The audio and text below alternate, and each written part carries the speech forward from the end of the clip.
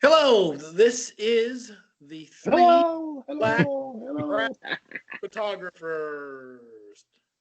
From Pratt. Yeah.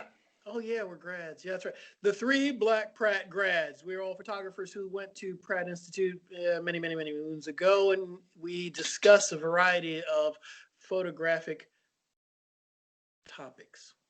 Today's topic is photographic intention. Now, this differs from one of the ones we did before, which was what is your photographic mission? Your mission covers the entire, it's kind of the scope of what you're doing and how you approach photography generally to get a sort of a body of work together.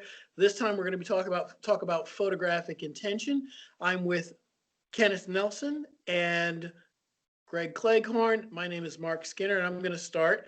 Ken, if you could bring up the first, I almost said slide. Bring up the first.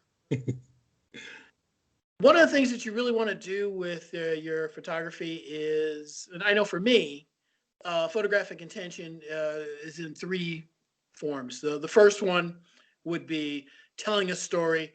The second one would be sort of exploring an idea. And then the fourth one would be putting everything that you know together to create an image. And this one is a photograph of a proposal. And someone actually, one of my clients was there was a couple, and they wanted me to photograph the entire engagement, and how they proposed, and they went to the beach, and what they did was the groom, he drew this in the sand at the beach, and he asked, will you marry me? And she said yes, and we have other photos, but I liked this image, and I want to put this image up because it tells a story. It's not particularly artful or anything like that, but it tells a story. It's a document of what happened. You go to the next one. And this is from a zillion years ago, as you can see, from 1988. It is a photograph that I did at a Jesse Jackson rally. I think we might have talked about this one before. Yeah. And on the right side, you'll see the late David Dinkins, mayor of New York, and you'll see Jesse Jackson at the podium with his hands up. And this is sort of this taken at the end of the rally. And the reason why this is so blue is this is a scan of an outtake from that photo shoot. And as an outtake, it was a film photo. And so this one was a little darker. The transparency was a little darker. The better ones went to the customer, and then they reprinted their images they needed. But it tells a story. You know it's Jackson because you see the word Jackson. You don't see the first part, but you see Jackson, 88. He ran, I think, the second time in 1988. And then you also see he's right below Jackson 88. So, you can tell it's at a rally. Yep. That's part of the telling a story. So you have sort of a very personal story and a very public story. But the idea is that the personal story is one that just tells something. It means something to the participants and really only them. And in this case, is a public story that means something not just to the participants but also to the public at large. And he was running for president at the time. You can go to the next one, please. So what was the intent of the image? It was to tell the story. It was to tell the story that not only was Jesse Jackson standing at a podium by himself under a banner, but that he was there. There was a huge banner above. He had supporters around him. And in this particular image, as opposed to some of the others that have went on to the publisher, in this particular image, there were a lot of people who I'm afraid I don't remember all of them. I should, but I don't. And then David Dinkins, the late mayor who just passed away, he's on the far right. So he was also a supporter. You can see he was there also cheering Jesse Jackson on for that bid for president. Yep. Okay, you can go on to the next one. Actually, the next one should be the photograph of the stairwell or whatever that is. That one. Thank you. Now, that is sort of an example of, not that one. Yep. This is a photograph taken at the TWA hotel. It's TWA? Yeah, the TWA. Aren't they defunct? At JFK. They took the old TWA flight terminal and they made a almost Museum out of it? made a hotel primarily, and they it is a hotel, but Yep. it's retro, 60s retro, early 60s retro, and that's the what's it called, the gangway, the stairs that go up to a plane that's in the back, Mhm. and Oh, yeah, rather than showing every part of the plane, I took photographs that were just sort of me sketching with the shapes that were there and seeing what I could get with with the cropping at different aspect ratios. The camera I was using has the ability to change aspect ratios. So I was just sort of sketching, and so that goes to the second part of photographic intent to me is sometimes when I pick up my camera, it's not to tell a story at all; it's to explore how something works, either how the camera works or explore, just to sort of practice or to get an idea of, what's going on with just some shapes and how they fit together. So it's not always seriously telling a story or creating an image. Sometimes it's just sketching. Sometimes I'm just going out and practicing and testing the limits of my camera or my own creativity.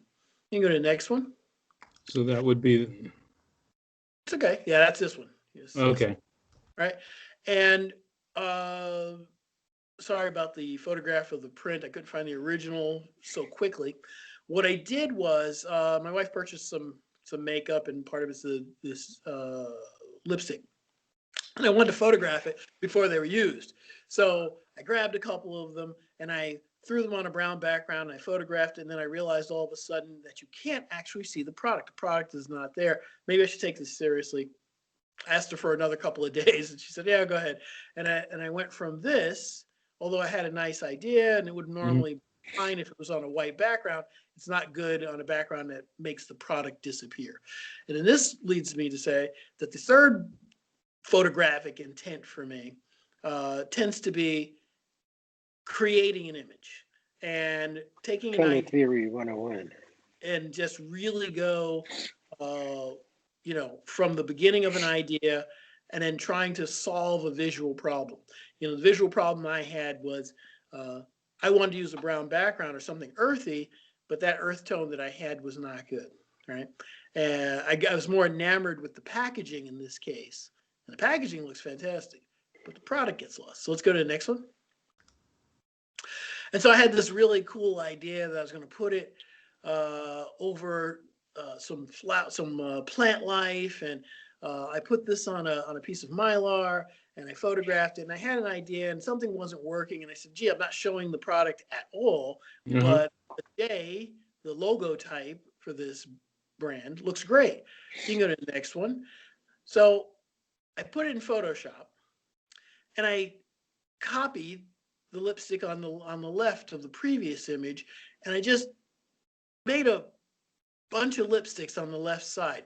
And I realized that that's really what was missing was the product itself didn't have enough visual weight, So I went back to the idea of telling a story and at the same time going to the idea of sort of testing, sketching, and you'll see there are compositional elements throughout this series that are very similar. Kind of it's almost a progression if you look at them. So I made a bunch of lipsticks, put them on the left side. I liked that. I put like a phony headline there, like water resistant color. Mhm. That idea was used for a different photo. And I made notes for myself. I printed it out and made notes. I studied it for a day or two. And then I went back to the set, the next one. And this is what I finally ended up with. All right. It's not as, rigidly composed on the left. I mean, it's rigidly composed, but it's not stacked in a rigid just row. It looks like maybe someone sort of placed them there. It looks like it's artfully done. That organic leaf element is still there, but you can't quite tell it's a leaf. It's just used to add contrast in the upper left-hand corner to the product itself. And the fact that there's sort of a gold sheen to the J was a little bit more interesting.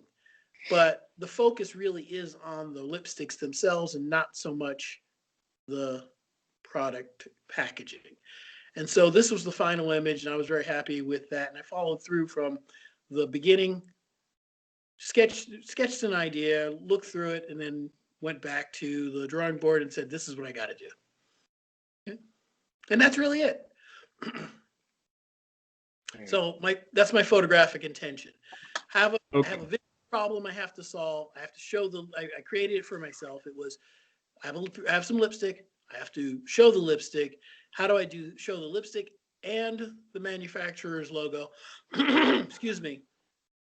And we started there, and then we ended up at the other one. And there's a series of steps that I went through to create that entire, to create that final image. That's really it. So that's my whole discussion about intent. Okay, Is so that process or is intent? I'm kind of getting lost in. No, the intention was to photograph the product in a way that actually showed the product, make it look good, but not focus as much on the packaging, but to make sure our people understood what it is and how and the create product is the packaging. I'm sorry, what is no, The product is the packaging. No, the product is the lipstick itself. yeah, Why not just toss it in a baggie? I mean, they spend time designing the case, the square top, the burgundy bottom, the glass or the gold highlights. The whole thing is the product. Well, I think that what you're conflating is the idea that the packaging is the presentation of the product. It's the serving. You know, that's like going to dinner and saying the plate is the product. I mean, when you get a meal, when you order a meal in a restaurant, it's the meal. And you can take fast food and put it on an elegant plate. It's not going to be any different. And you could do the same thing. You put food from a fine restaurant and put it on a paper plate. It's not going to be any different. Or you put lipstick on a pig and it'll still be a pig. But it'll still be lipstick. And then the question then becomes, what are you trying to say by actually illustrating lipstick on a pig, if that's what you're going to do? yeah, yeah. I think one of the things that I've been seeing a lot over the past few years is, in order to demonstrate the variations in lipstick, they're starting to swipe them a lot separately from the tube themselves. Mm-hmm. And so as to give more, to differentiate the variations in colors of the lipstick itself, because they just come in a myriad of colors now. So would this stand alone as that, or would this need accompaniment of that in order to speak to a... I mean, basically what you're talking about is the difference between sort of an advertisement and a product shot. So you're talking about the product shots where they show you the color splashes so that you can see, all right, this is tawny, this is brawny, this is, tan, this is sundust. Right. Yeah, people can do that, but it doesn't connote a mood. It doesn't tell you, it doesn't really speak to the customer other than give them one bit of information, which is this lipstick is blue, this one is red, this one is less red, this one is more red, this one is beige, this one is less beige. And what I wanted to do with this particular photo was I wanted to give this lipstick a sense of elegance, but I also wanted to give it a sense of the exotic. Like it's very different. It's not just the same lipstick that you can go to a drugstore and pick up. It's something special. It's something that you have to really stop and then take a look at the swatches. Of course, you'll have the swatch photos as well, but this is really to help you set the mood for that experience of viewing the products. Yeah, and I would gather to think that I've never purchased lipstick, and right, and I've never purchased lipstick for anyone else. Oh, So get yourself a nice girlfriend. You'll be purchasing lipstick. I Trust me. don't know what the certain characteristics or procedures that are necessary to do that, because is shopping for lipstick based on the colors available, or the ingredients available, or the manufacturer, or what have you, that Yes, yes, drives and you to yes. move it, I, right? I think I think what you've done is you've illustrated right there that there are the varying reasons why people buy lipstick and what motivates one person to buy one brand over the other. You touched it right there. There are colors. There is also packaging. There's also, is it animal cruelty or not? Is Right, it waterproof or not? right. Is it, no matter what are the values that are illustrated to you in both the advertisement and the copy and the selection of colors that make you as a customer say, I'm going to look further into this. I'm going to look for this either online to purchase, or I'm going to find this in the store and purchase it when I get there. Mhm. And I think um, we spend so much time now when we're shopping online, looking at product descriptions that are really just the same as printed catalogs. We don't really get a chance to enjoy uh, sort of lavish ideas as much about products. Like if you were to look at a fashion magazine, you'd see the lavish ideas that I'm talking about, and that's really the type of ad that I was going for. Not so much, this Yeah, color, this color, that color, right. but the idea Sure. of setting a mood. Yeah, And when you turn the page, it's a double truck, and two pages, and you say, yeah. oh my goodness, look at this. And then maybe, I don't know, maybe there's a little a sample pack Yeah. that's to the seam of the, glued into the seam of the magazine, or maybe there's, where to get it. It's exclusively online, things like that. Hmm. So anyway, really what I did was I wanted to show that there's two, for me, there's three different types of intention. For everyone else, there might be some combination of those or other things. But for Yep. me, it's basically either tell a story, and I really wanted to make sure that there's practice for me. Hmm. It's either, just sitting around photographing, cups and glasses on a table, or, not with lights or anything, but just on the kitchen table, just to kind of, keep myself familiar and facile with the tools that I'm using, or really going from the beginning with an idea and going to the end. Even if my original idea isn't working the way I want it to, having the maturity to say, okay, this is what'll work. That's it. So, I mean, as a professional portrait photographer, why not, enlist the services of some of your pageant models and use the lipsticks with them? Because I mean, lipstick. When I look through magazines and I see stuff, they are more lifestyle. They show, like you said, a rich lifestyle. Show that. Show me a velvet chair. Show me a velvet curtain. Show me some gold tassels. Show me a nightlife, a shot of the lipstick at a nightclub or something. But you know, product shots are usually really, really well lit. Not much shadow or much of anything at all. Like I said, it's not And a I'm job, but just get, wondering. I get what you're getting at. What's really interesting is you'll see that here in my sketchbook, I had decided to do something just like that. But if you see the date in the upper left, upper Uh-huh. right top, it was from March Uh-huh. of the year.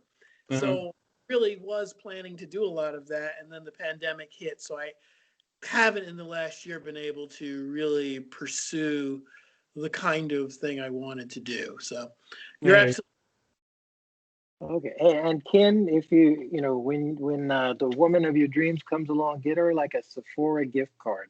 She'll love you. Trust me. Okay. All right. So I'll just take over now with my intention, or what is intention for me, and so I'll just speak to this image relatively quickly. As a street shooter, my intention is to actually be out there and absorb what happens. There is no predetermined idea of what I'm trying to catch. I'm just trying to find a unique perspective in life itself.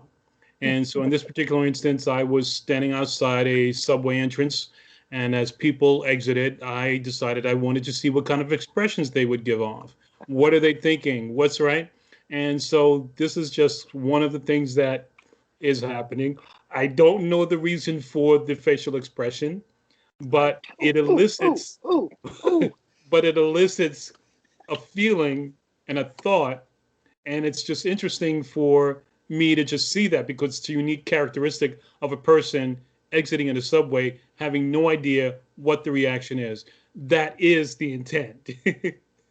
The intent is to catch the serendipitous nature of life and then bring it inside to your laboratory, which is your computer, and edit out or edit through the scenes to give you something that is indicative of what you were looking to get. So the intent is not at the time you're shooting, the intent is at the time you're editing. Okay. Excuse me. You had To a me, it comment, looks like right? he's not to assign titles, but he's an underground dweller, and he's like, oh, bright light. Look Right, at but that face. It's like you know you have some intention when you select a shot. You go, I know I can get a photograph here. Like there are certain aspects of how the scene looks that make you go, all right, I got it. Right. Um, well, it depends because this particular spot is not a well-traveled entrance or exit. Right. So therefore, I would go to the place that gives me the highest amount of probability. And actually, it's diagonal behind him. Mm-hmm. Right. All right. yeah, where Which the is the other high corner. traffic is. Yeah, The other corner is the busier corner. right. But I was not over at that corner because I was walking and I just decided, okay, this is where I'm going to stand because this is what I'm feeling. Whether it's true or not is irrelevant. It's just this is where I'm at. And so I'm going to stand here and do what I'm going to do and just, hold the camera and just look at reactions as whoever walks out. So in this particular spot, I could have had maybe 10 people walk out in the span of 3 minutes, whereas across the street, I would have 100 people walk out in the span of 3 minutes. So that's the nature that we're going through. And so this, what happens here is, and you could say that since I knew that was going to happen, I wanted to sort of individualize the person coming out, where you can sort of center on one particular person instead of a group of people. Could have been, but this is what I edited down to. I like that you made it a thing of like blind anticipation. It's like, I have no idea what I'm going to get, but something's going to happen here. So you just waited. I like that. Yeah. I have to ask you, and this is kind of a really, really silly question. It's not aimed at you, but because you do so much more street photography than I do, I have to ask Everybody does more street photography than me. Greg, go ahead, Mark. Sorry, go ahead. I would say I'm not. Do you more? I don't. You might not do more street photography than me. I bet you I do. Okay. Red alert! Red alert! Anyway, the question I had was, do you still bracket at all for any reason, or do you just find yourself kind of sticking with one exposure and then just letting what you see be captured with those settings? Yeah, I am. What? I didn't understand that at all. What exposure are you bracket? using? Yeah, am I bracketing? No, I'm not Like bracketing. an HDR? No, bracketing, Greg. Just 3 exposures, different exposures. No, I'm not bracketing, Mark. It's just a single shot, one exposure, aperture priority, boom, done. Auto ISO, whatever that is. Depending on if it's backlit or not, or some troublesome light, then I'll start to switch to manual. I'll read the shadow and expose for the shadow manually. Okay. Isn't that a form of bracketing? No, because I'm not bracketing. To me, indicates that you're doing multiple exposures of the same shot. I'm Right. not doing that. Yeah, I'm doing or one even if exposure, one shot. You get one take. That's it. You're done. Right. But Right. then the question is kind of odd to me. How do you bracket when you're doing fast moving street photography? Well, the reason why I was asking is because do you ever find yourself uh, in situations where it's not just one each time? There's an individual approaching, and you feel that there might be a series that can be obtained, and in that series you'll get your photograph that you want, but at the same time you feel that you know maybe the shadow should be illuminated a little more, or maybe the or less, and the just the image, should everything be brought down, or do you wait for post for everything? And I asked just because I wonder if you see something, you go, this is a great photo, but it would really be better if everything was a little, had more shade to it, or this would be better if everything were a little brighter and a higher key. I'm wondering if that ever comes to mind when you're photographing. No, Okay. no, Do you no. mean like change the settings as you're shooting? Yeah, yeah. Well, yeah, and you can actually auto bracket if you wanted to. Yes, you can do that. Yeah, I was just wondering if that, like I said, it's kind of a dumb question, but I want to know if you ever do that.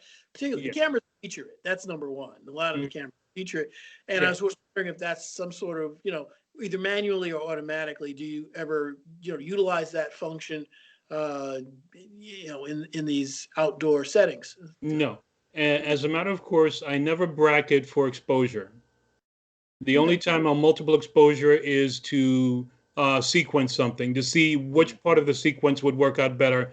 If I see someone coming toward me, if this person was coming from the steps, I would sequence them at the bottom and carry them way up to see which one sequence better. But after that, I wouldn't bracket for exposure. Mm. Latitude, historically, as I've had the camera, latitude is 14 stops. I have that latitude to work within. As long as I don't blow out my highlights, I'm good to go. And Okay, I when I agree. auto import the images, I auto import with a predefined set of a curve, which is a slight modification, which is to add a bit of bump the contrast, right, and to decrease any hotspots. But for the most part, that's about all I do when I'm auto importing, and that's generally across every image I get. And then when I go back to edit them, I'll say, okay, maybe the import didn't work, but I'd rather import all the images with that slight curve than bring things back later on individually on an individual basis. You could like tell your camera to shoot HDR, so you get the three variations in exposure. I mean, I'm that's not a an simple. HDR person. I don't care to shoot HDR. Well, no, I was kind of Oh, talking to Mark's thing, but yeah, if you don't like HDR, but it gives you right there. It gives you opens up the shadows, and yeah, it gives you the version yeah, where it's spot on and one where the highlights are brought down. So yes. But it's like you said, doing an HDR in this particular instance would not work okay. All right. because each frame would be a different frame. Well, it would do that electronically. You wouldn't have to physically do anything. Oh, you're talking about, oh, okay, Mark, we were talking about that before, right? What was that process? Well, yeah, that we, HDR. I mean, that's a whole different topic, right? But Okay, I mean, but the idea was, it was yeah, just this simple from an exposure perspective. Really just old school idea of yep, darkening or yep, lightening on the fly while you photograph. yeah, That's the Previously, definition of HDR. well, yeah, but HDR gives that. It's an There's a rendering that goes along with HDR images that you know, you have to Yep. want. It's not just HDR. I'm talking about just overall darkening, overall lightening, not just increasing the dynamic range, but pretty much exposing similarly to the way we would have done with film, right, uh, white film, where it wasn't about HDR. It was right, either, I mean, I think the most you could do was either increase the number of, either flatten the negative or make the negative more contrasty. But in the end, you could also just go up and down exposure. yeah, That yeah, was it. right. For me, it's exposed for the shadows, developed for the highlights. So that's Right. sort of what the same And you thing. could you could do that in a dark room or a light room. But to change the exposure on the fly that's old tech. That's why the Yeah. HDR does that. Shoots you three versions. It'll shoot you a version where it opens the shadows and a version where it brings down the highlights. So you can pick and choose, but okay, whatever. Next. Okay. Well, that's all I got. Oh, So, Greg, thumbs up. Nice. Did you do that? You're just what? getting jazzy with this with this No, I just mistakenly had that. presentation. Oh, okay. All Okay. right. Yeah, I guess I didn't give you a order of play. All right. Intent for me, Uh-huh. picking up the camera is intent.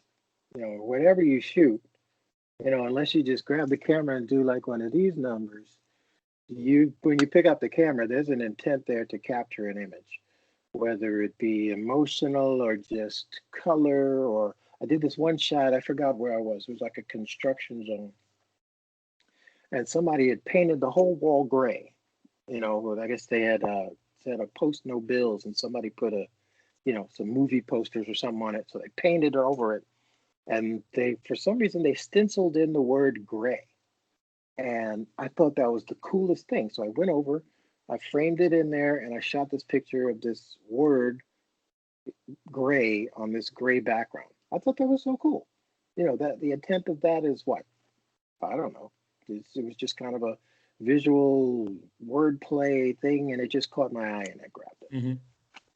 So intent for me, okay, let's talk about this one. I saw this guy juggling, and people were going by, snapping pictures. I was like, this would look so much better as a silhouette. And my intent was to make like the ordinary a little bit unordinary. What's that word? Unordinary? Is that a word? Inordinary. Inordinary. Yeah, a little. Yeah, Mm-hmm. And this is one of the series I got. I have some better ones, but I picked this one, and there's a certain, because I shoot film also, which I probably need to work on a little bit more. But there's like a thing that happens with stills. It's just, I gotta plug in. It's it's it's by nature abstract, because you take an image and you flatten it into two, and then you freeze the moment. This moment lasted for a fraction of a second. And it was my intent, because I did get some of them actually juggling, but I wanted to capture those balls in flight and make it as surreal as possible. And got a nice backlighting. I dropped some down so they looked like he was juggling planets, little orbs in, crescent moons and everything. Yep. And it was just so visually appealing to me. I was like, yeah, okay, that's what I wanted to capture. Mm-hmm. This odd looking, contrast of these orbs, the sky, the sun backlit, and a man playing the puppet master with these orbs. So that was my intent, and that's what I got. All right, look at that. That's kind of cool looking. I don't know. So you guys got any? What do you think of that? No, I think for me, you've hit it to the degree where I do think of planets when I see them against the blue sky. Absolutely. With the sun hidden by his. Yeah. Yeah, Yeah. I mean, perspective, point of view, where you place the camera is as important as where you don't. Those are intentional choices. Those are choices of intent. Mm-hmm. What is it? Do you have to know how to create a silhouette? Why do you want to create a silhouette? Do you know him? Is this, am I shooting this for him? No. Yeah, I don't know him. I sent him a copy, but he doesn't know me. I don't know him, but I really wanted that image, so that's what I got. All right, next image. Unless you guys have something else. No, I was going to say, well, one of the things that Keep recurs. talking. I'll be right back. Keep I going. think I think one of the things that recurs in your work is that the world is a very special place, and if everyone just sort of look around and just, you know, anyone who can see should just feel that they should look around and see all the wonderful things I see. And if you don't see them, I'll show them to you. And I think there's you truly do enjoy uh, the performances of life, and you do cover those. You like just these simple moments where there's someone like a juggler who's juggling, and he's and you've taken it into the metaphysical. There's a cosmic aspect to a guy practicing his juggling. It's very nice. Well, thank you Yeah. for that, Mark. Yep. Yep. And Kenny agrees. Yep. Yep. Okay, so we'll go into the next one, Greg. Yeah, this is kind of my homage to, would that be Robert Frank? Didn't he do something like that? He likes to play with shadows and spaces and things like that. And my probably my second favorite place on the planet to be. There's always the shoreline is always different every time you go.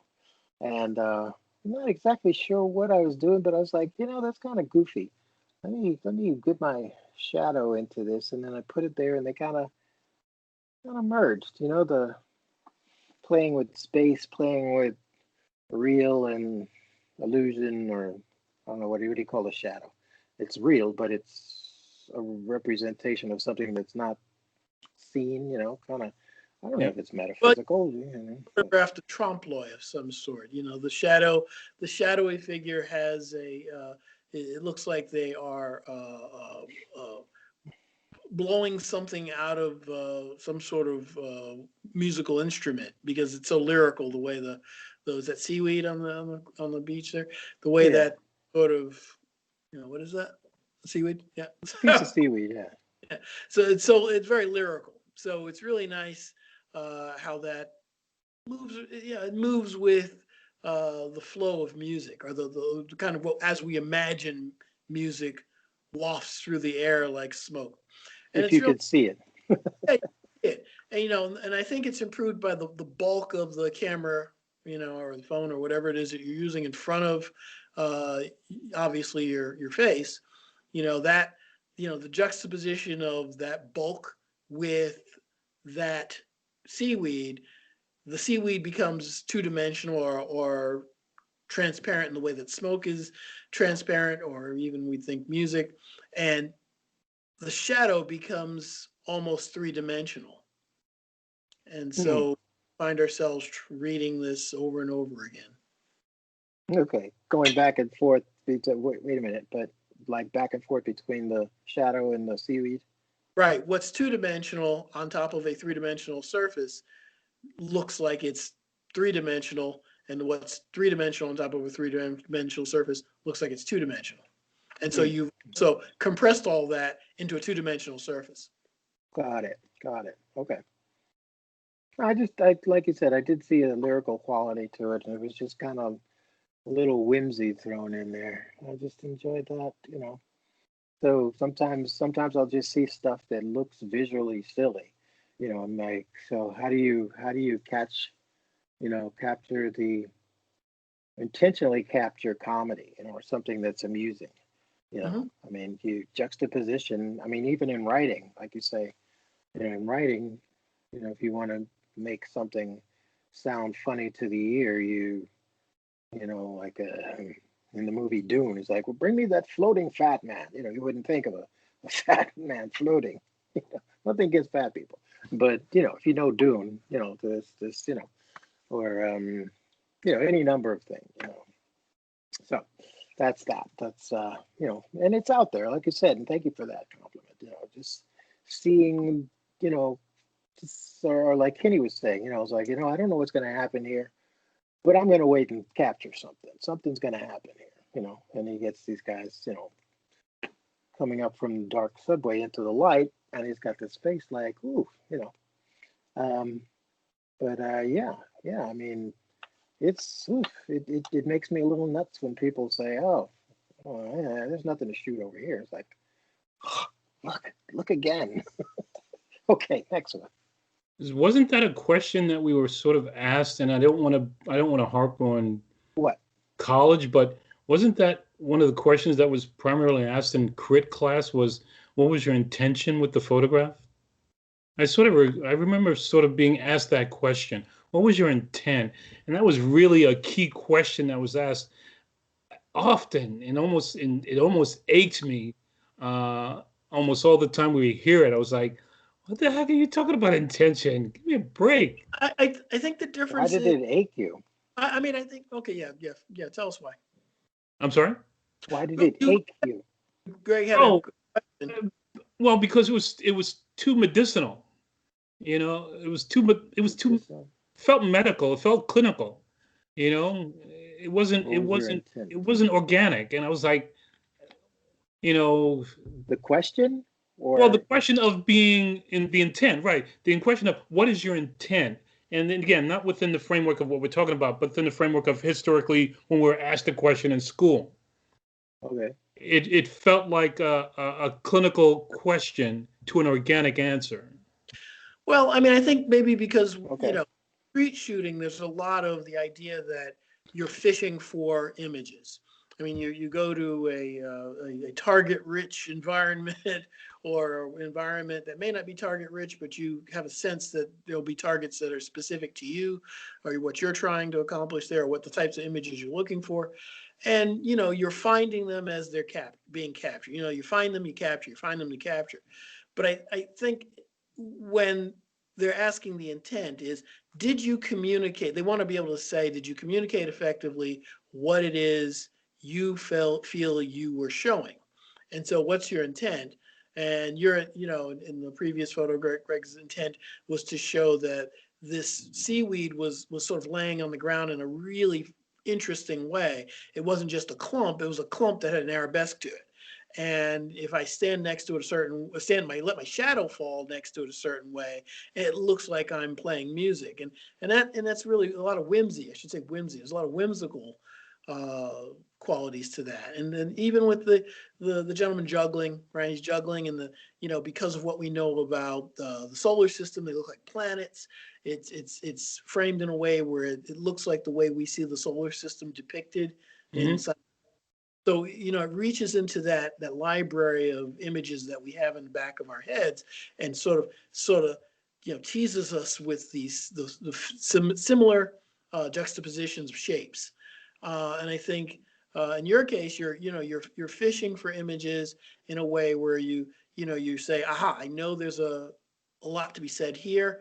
I'm going to grab these images. I go back to Lightroom or whatever, and then you look and you go, ah, this is the one I was looking for out of these 5 or 6 from this series, from Hmm. that burst.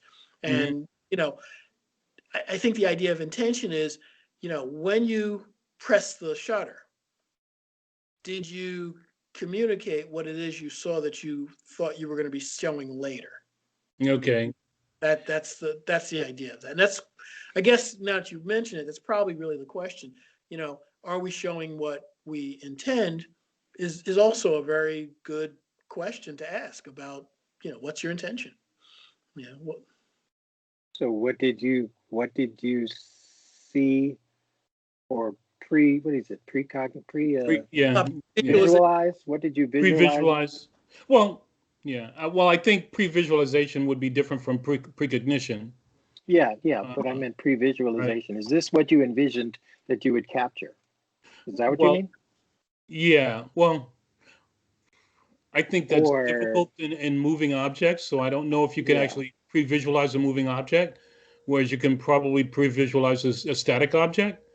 I don't know if you can Or pre-visualize it to a degree if it's changing it from within space and different lighting well, you can variations. anticipate, like, there I go again with Bresson. You can anticipate that guy jumping over the water puddle, Right, right. But Or like you were saying, you shoot a series and then you pick the one that represents what or your when he aesthetic. edges a plank, maybe he didn't jump into the water. Maybe he turns around and there's a bunch of photographs somewhere that we don't know of people Right, walking this plank right, where they stuck their foot out and thought right. about. Right. turned time Yeah. and went back. You Yeah. know, one where the guy definitely lifted off the plank and was definitely going toward the water. Yeah. That's one we all know. Yeah. Yeah. Yeah. And Oh, just so you guys are clear in terms of what I'm doing, which is, in that particular image that I shot, there were not it was, I didn't burst a series of shots. I don't burst my shots that way. I don't sort of motor drive this stuff. you've got a Uh, Leica. yeah, I don't motor drive my images. I just individually, I'm a single shot shooter, so I shoot single frames. I don't shoot I, multiple You frames. know, I think I, next time I'm street shooting, I'm gonna sing in my head to the tune of Ariana Grande's Seven Rings. I saw it, I shot it, I shot it, I got it.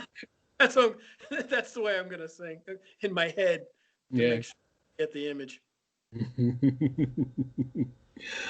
Yeah, yeah, yeah. I'd like to see it when you shoot it. I got it.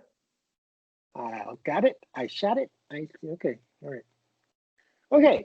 Do I have any more, or is that all I put out? You had two, Greg. That was it. Really? Yeah. Got it. You sure? Wait, I thought I loaded 3. No, sir. You loaded dos. Oh, You dang it. you were having technical difficulties. Oh, was I? Yes, you were. Okay. Okay, Mark. We're gonna wrap it up. I think we can wrap this thing up. Okay.